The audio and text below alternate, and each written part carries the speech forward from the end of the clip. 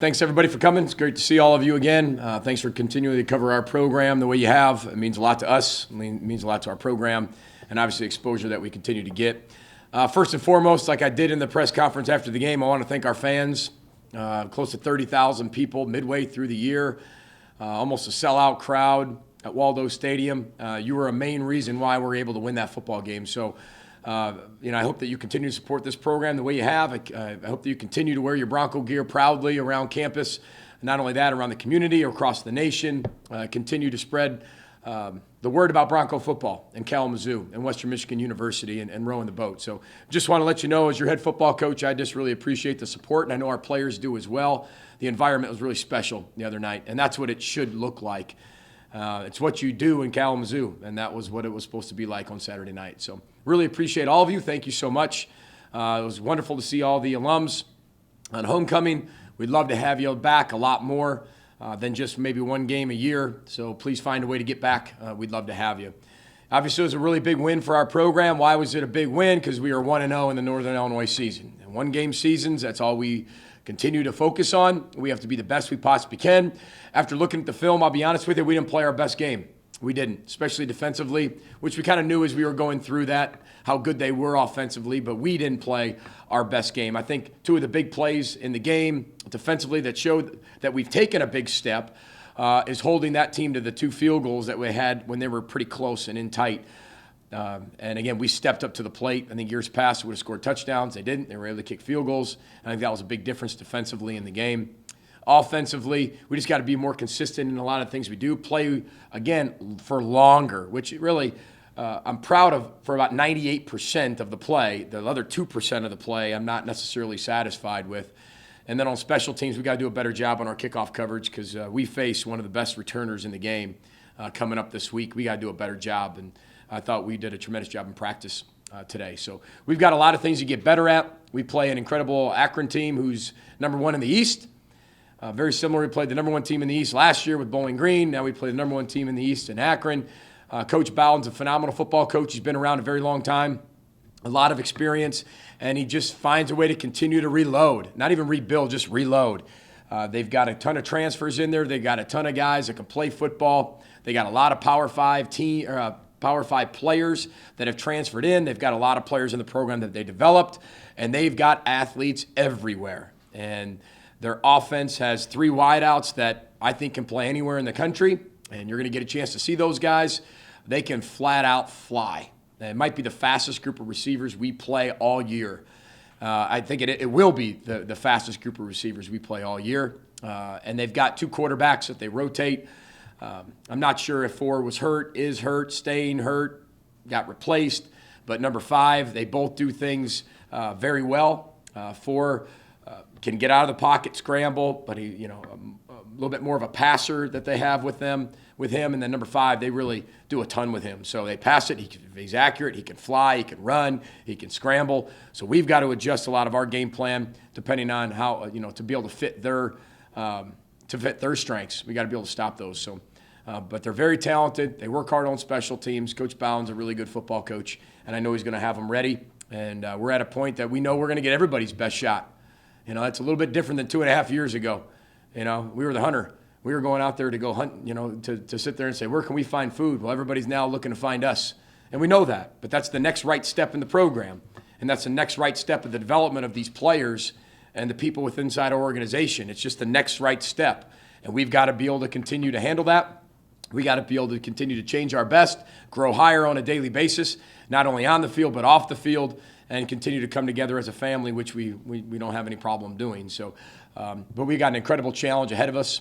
And but again, it's a 1-game season. Akron's our only focus, and they got a really, really, really elite football team. And but we look forward to the opportunity as well. So with that, I'll open up for questions. Coach, with success comes attention, and it's wanted attention. We're getting great national exposure, this, that, and the other.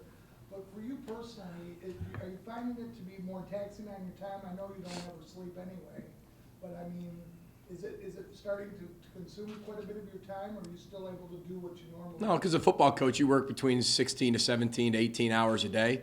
And whatever it is, there's your 16, 17, 18 hours. And if it wasn't for the attention or the media or whatever it was, I'd be filling it with something else. And, got to get up a little bit earlier, got to be able to be a little bit more efficient. But this is what we wanted as a community. This is wonderful for Western Michigan University. It's wonderful for Kalamazoo, our student body, all of you, and our players. And, they deserve all the credit in the world. I'm just a motivator, communicator, and educator. That's all I am. And so, but we've got a long way to go. And but that comes with it. When you're 0-8, 0-9, you got a ton of attention too, Al. So we've kind of been at both spectrums.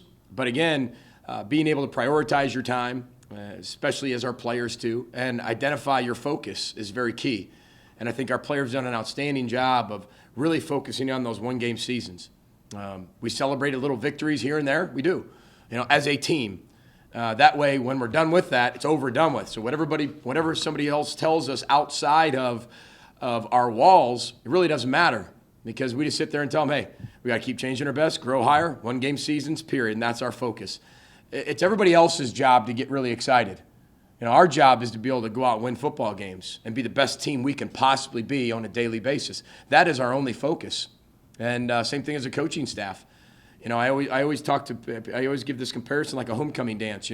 Everybody's in charge of the punch. Somebody's in charge of the flowers. Somebody's in charge of the balloons. Somebody's in charge of renting the gym. Somebody's in charge of the band. Our job is to take care of the football part, and that's all we need to focus on. Everybody else can enjoy everything else. We got a long way to go before we can enjoy everything, and we got to take it one day at a time. PJ, what changes when you're the hunted as opposed to the hunter? I think that again, we're one of I think 11 or 12 teams in the country that's undefeated. Which, when you sit there and say that, and you look at the teams that you look at, and you go, wow, we're in that company, right? That's a little bit different than what we're used to in terms of how we're looked at as a football team and how we're looked as a culture. But again, that's what everybody wanted. And so everything you prepared for since January about pressure. Remember, this all started, Jack, back in January. The word was pressure. And the word was about bamboo, year 4, growing higher. And we constantly, from January 1st, put an enormous amount of pressure on everything they did to set them up for right now. So we told them they'd be picked to win the conference. Now, we didn't tell them they'd be undefeated. We told them, you'd be picked to win the conference. You're going to have way more expectations and pressure than you've ever felt in your entire life, on the field, off the field, to do all the right things, and you've got to be able to handle that. Now, if we didn't prepare them January, February, March, April, May, June, July, August, September, then we'd be sitting here going, oh boy, what's this going to feel like now? We've prepared them for that. So their preparation for that type of pressure is already instilled inside their DNA because of what we put them through during the offseason. It's that foresight. It's the ability to be very proactive, to look around the corner of what possibly could come. I think that's the biggest difference, constantly doing that and being okay with saying, this is what it's going to look like. And some people, that would scare people. But I'd rather say, this is what it's going to look like, and this is the process to get there. And then when it does happen, they have the armor and they have the leather skin and the experience to be able to say, we've been here already. We were here in January. We were here in February, in March, in April, right? We were already here. Now we just have to go out and do what we're trained to do. So that trained behavior, Jack, becomes instinct. And if you train for pressure all the time, you're going to be okay when the pressure's upon you, and now the pressure's upon you. If you don't train for it, now the pressure's upon you, you're going to worry. Same thing as our military, the elite of the elite. The Army Rangers, the Navy SEALs, the Green Berets. If they just train like everybody else, but they got put in these hostile environments with all this pressure of life and death, they wouldn't succeed. So it's the same type of training that we do with our mental toughness type training. But again, you go back to even year 1, we said our job, in my press conference, I said our job as a staff is to create, and as a player, and as players, is to create expectation and pressure here at Western Michigan, period. And that's what we've created. What we do with that's up to us as we continue to grow higher. But every day we're learning, Jack, more and more and more and more as we keep going through this process. There's not one day that goes by that say, you know what, we learned that today. Today we had the Seattle Seahawks GM in, and him and I sat down for a while. I learned a lot today, and I applied it at practice. So even I'm growing higher every single day. So we got a long way to go, though, but I'm proud of how they're handling it. But again, if we just focus on one-game seasons, that's all that matters. Coach, how impressed have you been with Jarvion's attitude and then ability to put it on the field? His carries went down, and then when Jamari goes down, he's ready.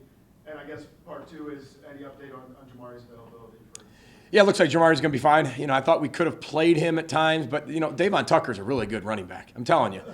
You guys, when you start to look at what's going on with our backfield and what we're doing in recruiting, I don't know if any of you are used to that, understand that. I mean, we're building depth. We're not even as deep as we're going to be even next year and the year after that.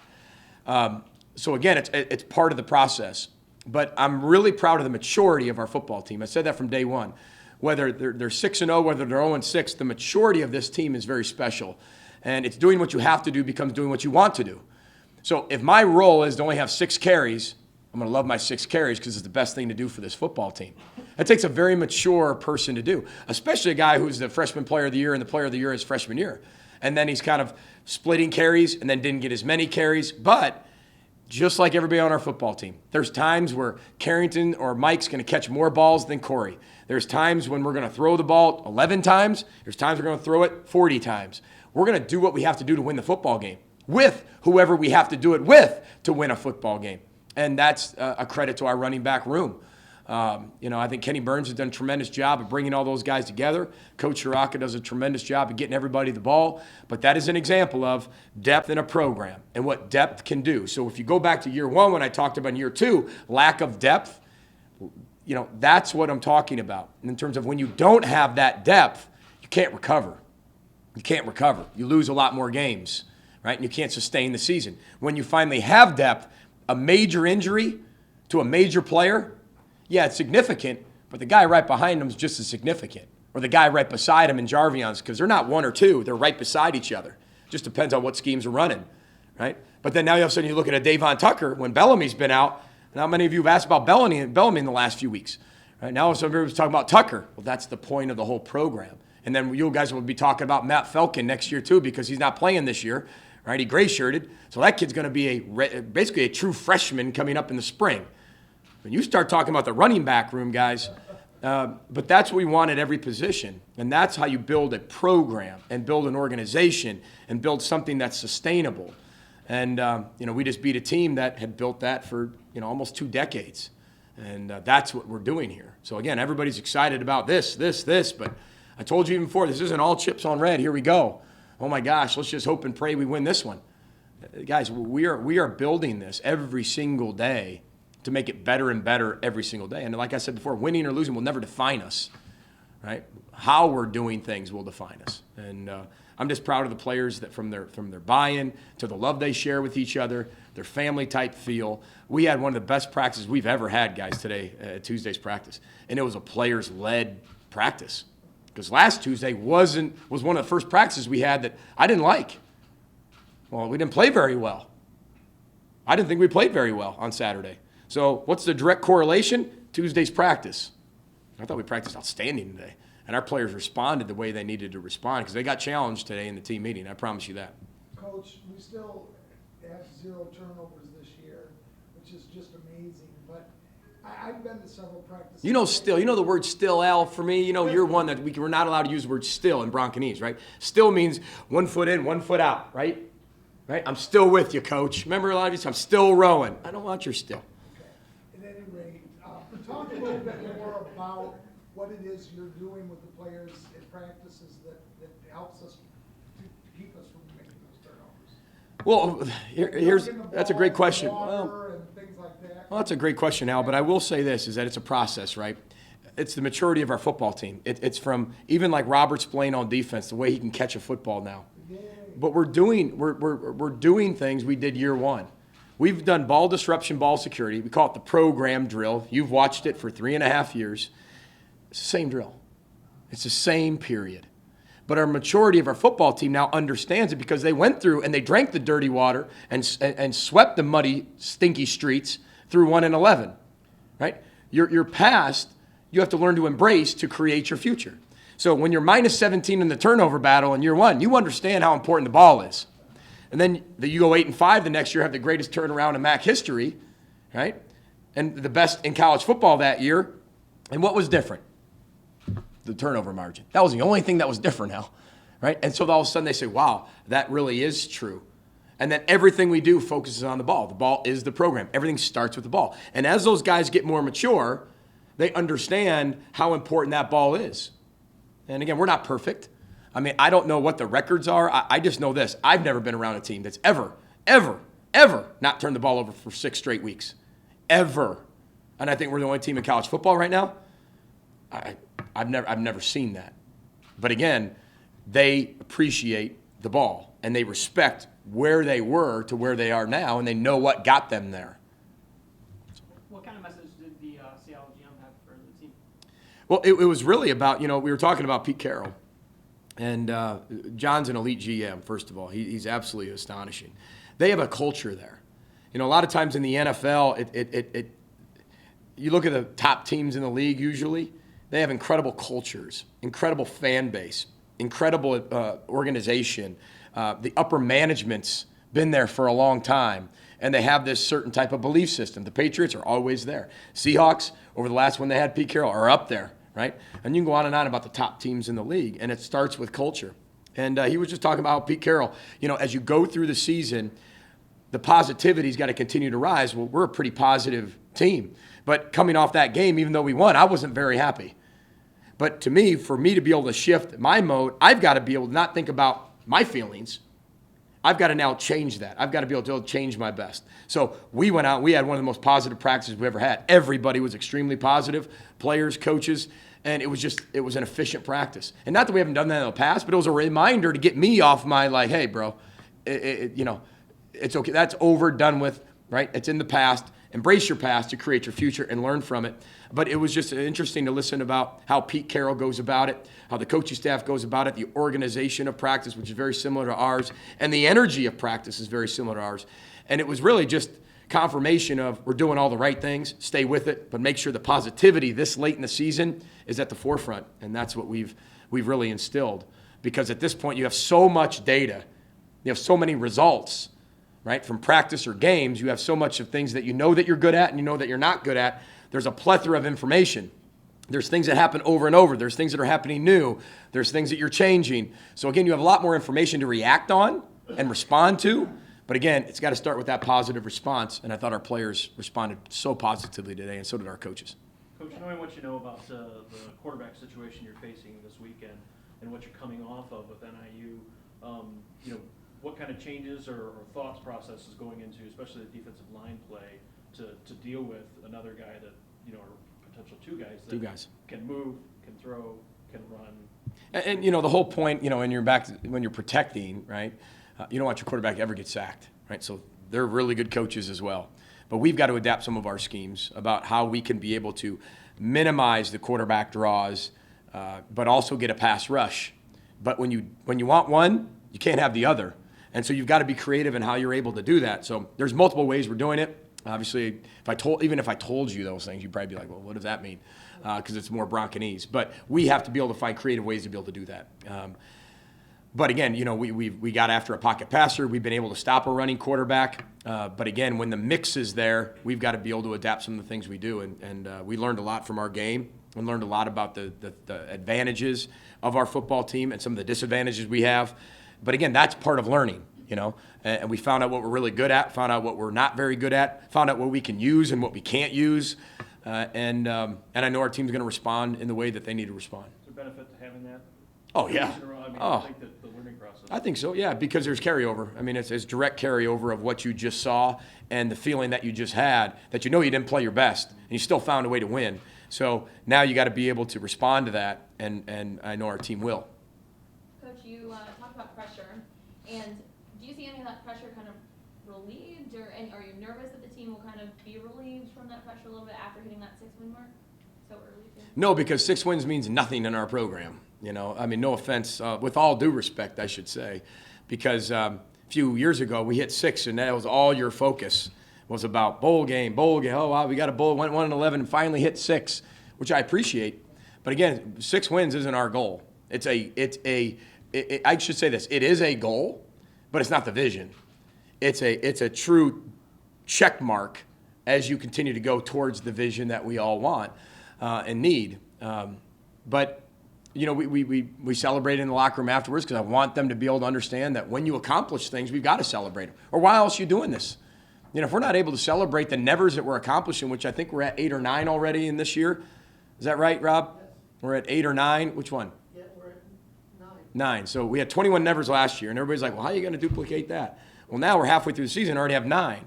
And some of those 9 are way bigger than the other 21. So again, we constantly want to change our best, change the vision's out there, but the vision has to continue to move. But we have to take the next right step. And the next right step was to get to 6 wins, right? What's after 6 is 7, but it's 1-0 as we continue to go. It's one game at a time. And I know that's their goal and that's their focus as they continue to hit these benchmarks. But the benchmarks will be celebrated, but they're not the main focus. And I think our team's mature enough to understand that and know that now. Coach, the play Corey made. Amazing coaching, isn't it? No, I tell you, I will say this about him. He's incredibly special. What you don't see, Jack, is that his 35 to 40 minutes after practice, when everybody's gone, he catches 100 balls with his right hand, 100 balls with his left hand, puts himself in these contorted positions and catches footballs, catches wet balls out of, not supposed to rain on Saturday, doesn't matter. He catches wet balls proactively. Stays after, again, like I said, 35 to 40 minutes to work on his game. Not only that, everybody saw the catch in the Sports Center catch. He's become one of the best blocking wide receivers in college football. I mean, he is an animal when he's blocking. And that's what you see how important your play is. Not just your position, right, or just catching the ball or your stats. What do you do when you don't get a stat for something? And you're going to give stats to other people. And he has become a dominating blocker. But again, it's an amazing catch. The trust that Zach and Corey have built, and it's hard to be able to get him in man coverage. And when we have it, we've got to take advantage of it because I think there was only about 6, 7, 8 opportunities he had that he was truly in single coverage.